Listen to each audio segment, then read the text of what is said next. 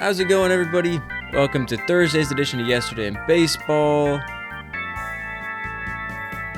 My name's Luke, and today we've got a lot of great postseason action to break down for you guys. We had 4 great games yesterday, all kind of better than I expected. And we had a team move on, we had the Dodgers move on, and we have 3 elimination games tonight. So that'll be really fun. I'm excited to get into all of that. If you're on the YouTube side, stick around. We got some highlights for you guys from each game once again. And we'll get into our player of the day and everything just like that. And maybe throw in a little chop stat for you guys in there. So without further ado, we're going to travel out to Cleveland and recap Game 2 of this exciting series. Cleveland beat Detroit 6-1 after some late game heroics in Game 2. Started off kind of odd. Rookie Chase DeLauter on the Guardians made his MLB debut in this game. He hadn't played even a AAA game since July. In the top of the first, it kind of showed. I felt bad for him. There was a pop fly into center field where he was playing, and it went in and out of his glove, kind of lost it in the sun. Ended up resulting in 2 on, nobody out, but they got out of it unscathed. Definitely a weird spot to play a rookie in his MLB debut in an elimination game, but ended up working out in the end. As in the bottom of the first, George Valera mashed a solo shot to put the Guardians up 1-0. No need for guards ball there, just crushing the ball, putting them up early. They could use that. Then the Tigers threatened at the top of the fourth as they had the bases loaded. And it was looking like they were going to score 2 on a Javi Baez RBI single to take the lead.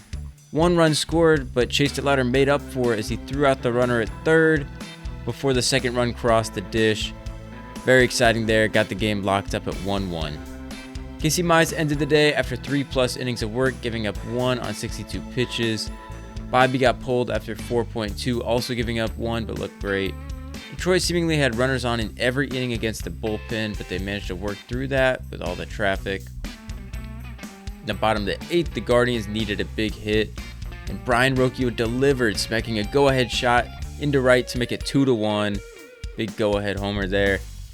And they got even more insurance as Steven Kwan hit a double, Daniel Schneemann hit an RBI double, knocking in Kwan, making it 3-1. And then leave it up to Bo Naylor. He had a 3-run homer, 6-1. He just golfed it into the right field seats. A massive 5-run inning and a massive momentum swing for a team that really needed it. They weren't getting much going on offense. The Tigers still made it look interesting in the 9th. They loaded the bases but couldn't get anything. The Guardians won 6-1 and leveled up the series at 1. Next up, out in Wrigley Field in Chicago, the San Diego Padres took down the Cubs 3-0. San Diego got the action started early as they put up 1 in the first off of the Cubs opener Andrew Kittredge. Thanks to a couple of hits, a double, steal, and sac fly courtesy of Jackson Merrill that gave him the lead 1-0. Imanaga came in the second, looked decent. The Cubs threatened the bottom of the third, but a great defensive play by Xander Bogaerts shut down that chance. In the bottom of the fourth, there was an injury scare with Manny Machado. He turned out to be okay. The Cubs got 2 on, and they pulled Cease at 3.2, giving up 0 runs. But PCA grounded out to end the threat. He's still struggling big time. In the top of the 5th, Manny Machado came up and crushed a huge 2-run homer into the left field bleachers. Put the Padres up 3-0, and they didn't look back from there. The Padres bullpen was in the game, and they were just shutting everyone down. Lights out. Mason Miller, Robert Suarez, Morejon. They all got the job done. Cubs threatened in the 8th, but Tatis made an incredible catch to shut that down in the sun. Just a great grab. Robert Suarez, like I said, he came in the bottom of the 9th and closed out the 3-0 victory over the Cubs. Series tied up now 1-1. Now out to the Bronx in New York. Boston dropped this one 3-4 to the Yankees. The Yankees struck first with a big 2-run homer from Red Sox killer Ben Rice. He sent it into the right field seats. Carlos Rodon on the Yankee side was mixing in a heavy number of off-speed pitches early and was working until the top of the third. And the Sox loaded the bases with nobody out and cashed in 2 on a Trevor Story RBI single to tie the game up at 2-2. As we've seen so far a lot in these playoffs, Brian Bayo had the quick hook, getting pulled at only 2.1 after giving up a couple more hits in the third. The Sox managed to wiggle out of the trouble there, but still kind of concerning. Into the bottom of the 5th, the Yankees went ahead 3-2 on an Aaron Judge single to left that went in and out of Jarren Duran's glove. It was a tough grab, but probably should have had it. Top 6, the Red Sox struck back though as Trevor Story crushed a fastball right down the middle to left center field, tied the game back up at 3-all. The top of the 7th, Rodon got pulled after losing all control, walking 2 and hitting a batter. 2 on, nobody out. Jazz Chisholm saved a run with a great defensive play. He didn't get the out at first, but kept that run from coming home. And then Trevor Story just missed a grand slam, and the Yankees reliever just went absolutely ballistic. Pretty entertaining to watch. The difference in this game came in the bottom of the 8th inning. Jazz Chisholm walked, and Austin Wells was up to bat, and he crushed a liner down the right field line. Chisholm was off to the races, and he scored all the way from first, being the difference in that one, going up 4-3. Garrett Whitlock was kind of hung out to dry. He stayed in and loaded the bases after that, but they got out of it. Yankees brought in Bednar to close it out, and Rafael had just missed one to finish the game. The bullpen looked a lot better for the Yankees as they didn't give up any runs today, only the 3 credited to Rodon. Yankees won 4-3 and lock up the series at 1. Now, Cincinnati lost 4-8 to the Dodgers in a similar game to the night before. In the top of the first, the Reds looked like they were going to pose a threat. They scored 2 thanks to a Teoscar Hernandez drop pop fly and then a Sal Stewart RBI single. They went up 2-0. In the bottom of the 3rd, though, the Dodgers started to fight back. They got a run from a double and an RBI single from Mookie Betts to make it 2-1. In the bottom of the 4th, a single set up an RBI double from Kike Hernandez, and then another from Miggy Rojas to make it 3-2. The Dodgers had their first lead of the night.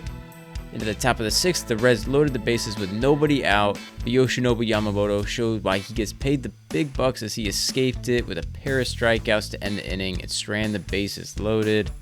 Just a huge missed opportunity from the Reds that needed something like that. Then the Dodgers put up 4 in the bottom of the 6th thanks to hits from Ohtani, Mookie, and Teo, wrapping up the 6th at 7-2. Yamamoto got pulled after 6.2, no earned runs, 2 scored though. 9 strikeouts, a great night for him. Now Mookie's been hot. He extended the lead with another double to make it 8-2. In the top of the 8th, Sal Stewart knocked in 1 and a sac fly made it 8-4, and they stranded the bases loaded yet again. Dodgers bullpen once again looking shaky, and once again the Reds couldn't do anything with that. Dodgers swept the Reds 2-0, winning 8-4. They'll go on and take on Philly. Very much a one-sided series here. Now, kind of just giving some general thoughts from Wednesday's games. One thing that's kind of evident to me is there's still one too many playoff spots. I know they expanded that back in 2022, but I mean, no shade to the Reds, but they just looked so outmatched. And, you know, if there was just one less spot, you would get that more competitive baseball. The regular season means that much more. I know that they'll never go back. The TV revenue and everything, that's set in stone, and they won't shoo that away. But it's just hard. You want the best product of baseball out there in the postseason, and it kind of felt like with that series with the Dodgers and Reds, we definitely weren't getting that. On to the games, though. The Yankees bullpen, like I said, looked a lot better. And Boston, their offense still kind of needs to get going. It's like a one-man show with Trevor Story right now. He's been balling. And then on to the Padres and Cubs. The Cubs, their offense is just really kind of lackluster. And I know they're up against the best bullpen in baseball, but I mean, they couldn't get anything going. I'm very concerned for them today if they want to actually move on and have a chance here. Then on to Detroit and Cleveland. Cleveland looks very out of their depths. I mean, they had Skubal going in game 1, and that's kind of going to be their key to any success in this postseason. But their offense isn't really getting it done. Their bullpen is shaky. We'll have a game 3 today, and that's what'll decide it. But they just really don't look like they're a playoff caliber team right now. Like I said, they got a chance to prove me wrong, but they're not really playing like it, and it just seems like they're struggling to get anything going. Maybe that'll change today, but for games 1 and 2, it seems like they were lucky to get one win out of that. Now we'll do a mini chop stat here, just real quick for you guys, a little nugget as we go into a day of 3 game 3s. Since they implemented this new wildcard format in 2022, in 13 series, the team that has won game 1 has won all 13 series. So technically that means the Tigers, Cubs, and Boston all should advance today. But we'll see. Hopefully somebody bucks that trend. But kind of an odd stat. I thought that was crazy. Now let's hop into our player of the day for Wednesday. Again, a lot of great games. The offense was a little bit more there yesterday. But in the team that's looking to defend their title, they took their first step in doing that, winning the Wildcard series. And no one was bigger for them in this game and the game before than Mookie Betts. He went 4 for 5. He had 3 doubles, 3 runs batted in, and scored a run to a 12% win probability added for them. Again, this series they kind of had in hand the whole way, but guys still have to do it, and Mookie Betts showed up and did that. You know, with his health concerns earlier on as he was sick at the beginning of this year, we're kind of worried, myself included, if he was going to snap back to form. I think he's shown here in the postseason so far that he's healthy, he's ready to go, and he's here to make an impact. So good for him. I like Mookie a lot. I'm glad that he's able to go out there and contribute and kind of silence all the doubters for that sake. And yeah, just a huge impact in that series that everyone expected them to win, but like I said, somebody had to do it. So he's our player of the day for Wednesday. Now let's go ahead and take a look at the matchups today and tonight. We kick off action in Cleveland with Detroit taking on the Guardians at 3:08 Eastern Time for Game 3, elimination game for both. Jack Flaherty is 0 for 3 with a 3.94 ERA. He'll be on the bump.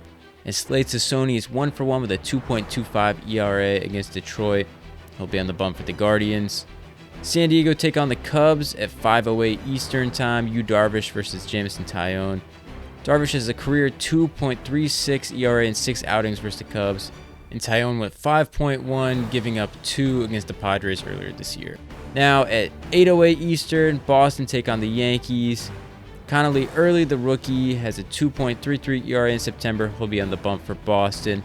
And the Yankees have Cam Schlittler, who has a 3.65 ERA this month. He'll be on the mound, and it'll be a good matchup. A couple of rookies out there. Should be fun action for all Game 3s today.